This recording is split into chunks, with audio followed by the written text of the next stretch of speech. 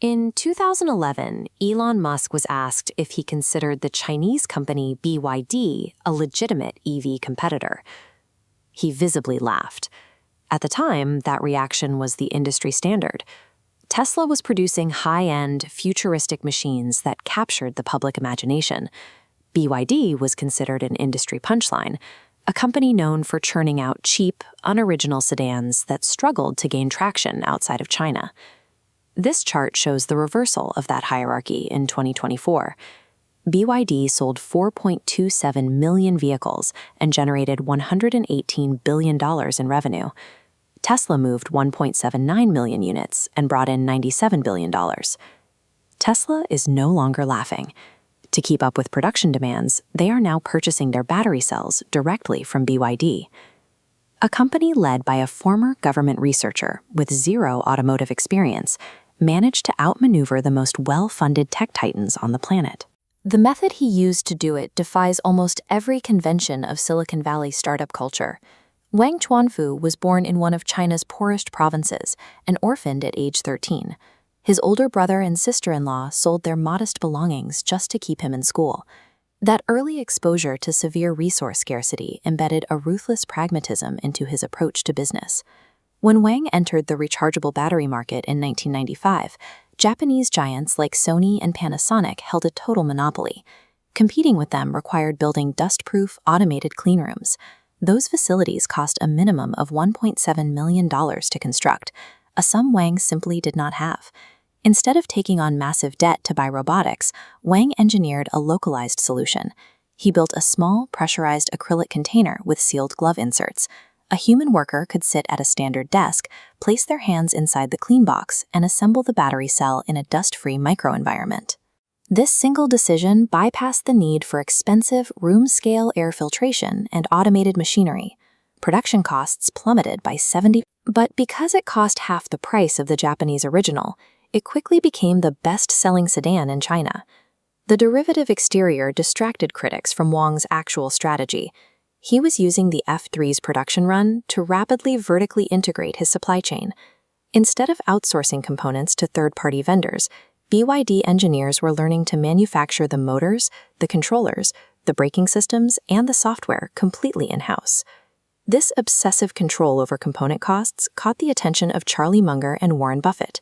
In 2008, Berkshire Hathaway injected $230 million into BYD for a 10% stake in the company.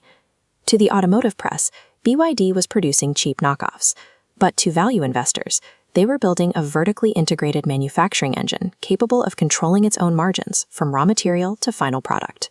When Tesla launched, they targeted the wealthy elite with the $100,000 Roadster, planning to slowly move down market over time. BYD targeted the working class from day one. They did this by heavily prioritizing the plug-in hybrid electric vehicle, or PHEV. While competitors raced toward pure electric models, BYD looked at the specific economic and physical constraints of the average driver. This diagram illustrates the economic logic behind that decision. A pure electric vehicle requires a massive battery pack that spans the entire floorboard, making the car inherently expensive to produce. A plug-in hybrid uses a significantly smaller battery pack paired with a traditional gas engine, which drastically lowers the manufacturing cost and the final sticker price. The hybrid approach also solved a massive infrastructure problem. Hundreds of millions of middle-class Chinese citizens live in dense apartment complexes without access to private charging stations. A pure EV was impractical, but a hybrid eliminated range anxiety entirely. By providing an affordable vehicle that didn't require a charging station at every home, BYD created a practical bridge to electrification for the global middle class. As EV adoption grew, a technical flaw emerged. Standard lithium-ion batteries using nickel and cobalt were highly volatile. Wang funneled the profits from his hybrid sales into solving this exact hazard. BYD developed the Blade battery, utilizing a lithium iron phosphate chemistry. A punctured standard battery could heat past 500 degrees and violently explode. Under the exact same test, BYD's Blade battery emitted no smoke or fire. Solving the safety crisis while maintaining low costs changed the perception of the brand. BYD vehicles were now defined by a proprietary safety profile that more expensive Western rivals were still racing to match. With a monopoly on the low-end market and a massive cash surplus from battery sales, Wang focused on BYD's remaining vulnerability, its reputation for uninspired design. Wang went to a local dealership and bought a brand new Mercedes S-Class. He drove it back to his R&D department, handed the keys to his top engineers, and told them to tear it apart. When they hesitated to destroy a pristine luxury vehicle, Wang took his keys and dragged them down the side of the paint. "While it's not new anymore," he said, "tear it apart." BYD aggressively recruited top European design talent. The resulting lineup shed the cheap aesthetics of the F3 era, introducing premium interiors and modern aerodynamics that rivaled legacy luxury brands at a fraction of the cost. Armed with these new models, BYD expanded rapidly across Southeast Asia, Europe, and South America. In Brazil, they physically occupied the space left behind by Western automakers, taking over an abandoned Ford manufacturing plant to establish local production.